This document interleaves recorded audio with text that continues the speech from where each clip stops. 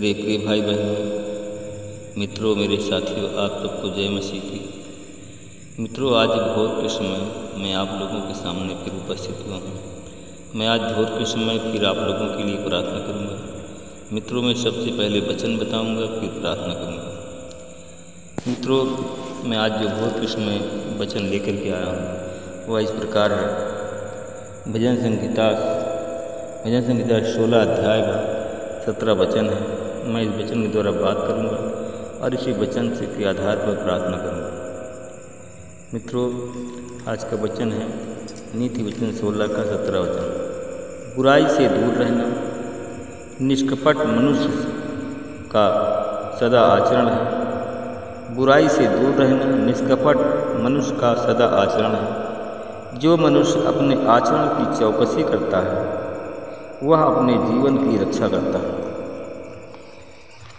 मेरे भाई बहनों, मित्रों, मेरे साथियों, सदा अच्छा आचरण को बनाए रखना और अपने जीवन की रक्षा करना। जो अपने जिसका आचरण अच्छा है और वह अपने जीवन की रक्षा करता है और उसको परमेश्वर आशीषित करता है, उसके जीवन को नष्ट नहीं होने देता, उसके काम को असफल नहीं होने देता। मित्रों,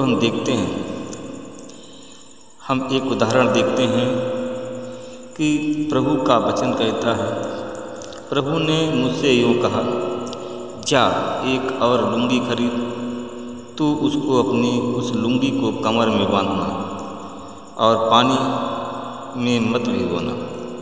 मित्रों, उसने कहा, उसके कहने के अनुसार, परमेश्वर के वचन के अनुसार उसने एक लुंगी खरीदी और उसको अपनी कमर में बांधा और पानी में नहीं भीगने दिया। मित्रों, देखते हैं कि प्रभु के आदेश के अनुसार उसने लुंगी खरीदी और उसको अपनी कमर में बांध लिया। और दूसरी बार प्रभु ने फिर कहा कि जो लुंगी तूने खरीदी है और जो तूने कमर में बांधी है उसको उतार और फरात नदी के तट पर जा। और जब तू फरात नदी के तट पर जाएगा तो उस लुंगी को अपने कमर से उतार देना और फरात नदी के तट पर जाकर वहाँ की लुंगी को चट्टान की दरार में छिपा देना। मित्रों, उसने बताया कि मैं उठा और फरात नदी के तट पर गया। मैंने प्रभु के आदेश के अनुसार लुंगी को चट्टान की दरार में छिपा दिया। मित्रों, उसी के अनुसार उसने किया? यिर्मयाह ने किया। परमेश्वर का दास था, जो नबी था, उसने ऐसा ही किया। मित्रों, उसने जो लुंगी को चट्टान की दरार में छिपाया और कई दिनों के बाद प्रभु ने उससे फिर कहा, उठ और फरात नदी के तट पर जा और वहाँ से लुंगी निकाल। मित्रों, वह गया और वहाँ से उस लुंगी को निकाल लाया। परमेश्वर की आज्ञा के अनुसार उसने वैसा ही किया। जो लुंगी छिपाया था उसको नदी के तट पर गया और ध्यानपूर्वक उस स्थान पर गया। मित्रों, उसने फरात नदी के तट पर गया और जिस स्थान पर उसे लुंगी को छिपाया था वहाँ से वह लुंगी निकाली। मित्रों, वह फिर क्या देखता है कि लुंगी खराब हो गई थी, वह किसी काम की नहीं रही। मित्रों, तब प्रभु का यह वचन फिर उसके पास पहुँचा। परमेश्वर के दास के पास में प्रभु का वह वचन फिर पहुँचा। प्रभु ने उससे फिर कहा, मैं यहूदा के घमंड को, यरूशलेम के महाघमंड को इसी प्रकार खराब करूँगा। यह दुष्कर्मी जाति मेरी बात सुनने से इनकार करते हैं, यह हठपूर्वक अपने हृदय के अनुसार आचरण करते हैं। ये अन्य जातियों के देवी देवताओं की सेवा करने के लिए, मित्रों, वह अन्य देवी देवताओं की सेवा करने के लिए उसके अनुयायी बन गए हैं। और उसकी पूजा करते हैं, और यह जाति भी लुंगी के समान किसी काम की नहीं रहेगी। मुझे प्रभु की यही वाणी है। परमेश्वर ने क्या कहा मित्रों? कहा कि परमेश्वर की यही वाणी है, या ऐसी जाति, ऐसे लोग किसी काम के नहीं रहेंगे। मुझ प्रभु की वाणी है, जैसे लुंगी मनुष्य के कमर में से चिपकी रहती है, वैसे ही मैंने इजराइल के तथा यहूदा प्रदेश के सब लोगों को अपने से चिपका कर रखा था। ये मेरे निजी लोग बने और मेरे नाम की स्तुति करें और महिमा के कारण बने, किंतु उन्होंने मेरी बात को नहीं मानी। मेरे भाई और बहनों, मित्रों, मेरे साथियों, हम देखते हैं एक वचन, ऐसे वचन के अनुसार हम देखते हैं मित्रों कि परमेश्वर का एक दास था और परमेश्वर उसको चाहता था, परमेश्वर उसको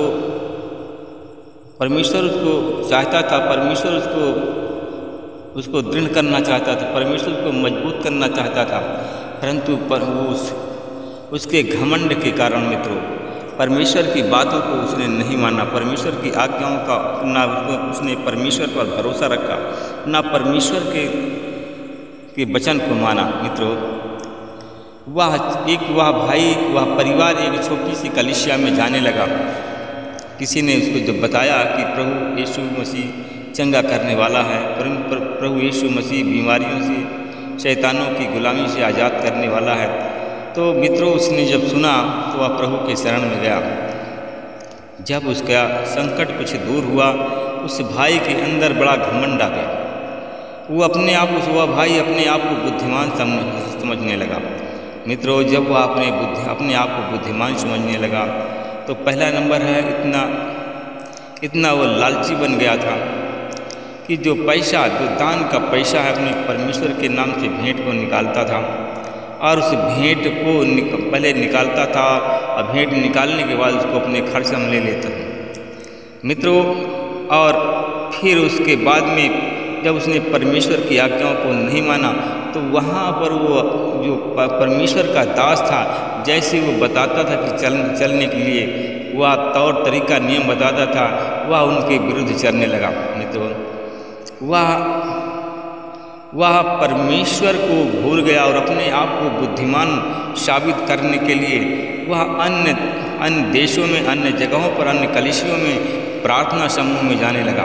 तो परमेश्वर उसको देना चाहता था, परमेश्वर उसको बढ़ाना चाहता था, परमेश्वर उसका विकास करना चाहता था, परंतु वह अपने उसके अंदर घमंड आ गया। किसका घमंड आ गया मित्रों? वो उसको घमंड आ गया कि मैं बुद्धिमान हूँ, मैं बुद्धिमान हूँ, मैं परमेश्वर के वचन का ज्ञाता हूँ और परमेश्वर का वचन मुझे आता है, और वह बुद्धिमान बनकर आप गड्ढे में गिरा और दूसरों को गड्ढे में गिराया। मित्रों, ना उसका विकास हुआ और ना दूसरे लोगों का विकास होने दिया। मित्रों, अगर ऐसे लोग आपकी संगति में आते हैं तो आप लोग उस आदमी पर भरोसा न करें, क्योंकि वह घमंडी है, वह खुद गड्ढे में गिरा है और दूसरे लोगों को फिर वो गड्ढा में गिराना चाहता। मित्रों, उसी लुंगी के अनुसार पहले उसका जीवन नया था और वह पहले लुंगी जैसे नई थी, उसे साफ सुथरा था, परंतु वह अपने मनमानी किया और लुंगी की भांति वह खराब हो गया, उसका जीवन खराब हो गया और वह दूसरे लोगों के जीवन को खराब कर दिया।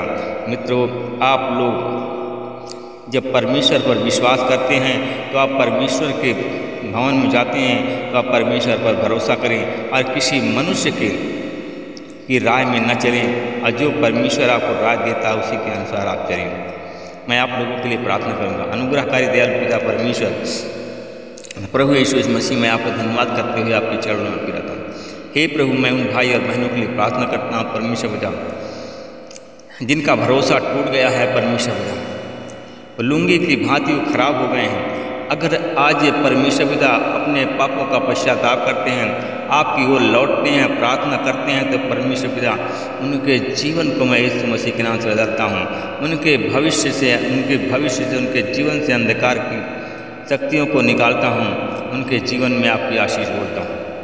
मैं परमेश्वर पिता में धन्यवाद करता हूँ। भाई और बहनों के लिए प्रार्थना करता हूँ, परमेश्वर पिता, जिनके पास में परमेश्वर पिता, जो हमारे भाई बहन प्रभु आप पर विश्वास करते हैं, आप पर भरोसा करते हैं, आपके वचन के अनुसार चलते हैं, उनके जीवन में प्रभु मैं आपकी आशीष बोलता हूँ। उनका भविष्य उज्जवल हो जाए, उनके अंधकार से बाहर निकलें और परमेश्वर पिता उनका जीवन उज्जवल हो जाए। मैं धन्यवाद करता हूँ जितने लोग शैतान के गुलाम हैं, शैतान की गुलामी से मैं आज़ाद करता हूँ। मैं उन भाई बहनों के लिए प्रार्थना करता हूँ जो लोग भारत देश के रहने वाले हैं, भारत देश के किसी भी प्रांत के हैं, भारत देश के किसी भी प्रांत के, किसी भी राज्य के, किसी जिले के, किसी भी गांव के हैं, या विदेश के हैं, ऑस्ट्रेलिया के हैं, या सिंगापुर के हैं, या दुबई के हैं, परमेश्वर पिता श्रीलंका के हैं, अमेरिका, लंदन के हैं, ऑस्ट्रेलिया के हैं, इटली के हैं, इन सब पर मैं आपकी आशीष बोलता हूँ। और ये लोग हैं जो परमेश्वर आज आशीषित करेंगे, परमेश्वर आज बचाएंगे। ये नाम के लोग हैं ADMCOR, ये नाम के हैं और इसी देश के रहने वाले हैं। इनके जीवन खराब हो गया था, अब इनका जीवन बदलने जा रहा है। मैं धन्यवाद करता हूँ परमेश्वर पिता, इस प्रार्थना को मैं उद्धार करता यीशु के नाम में, आमीन। प्रभु आप सबको आशीष दे, रक्षा करें।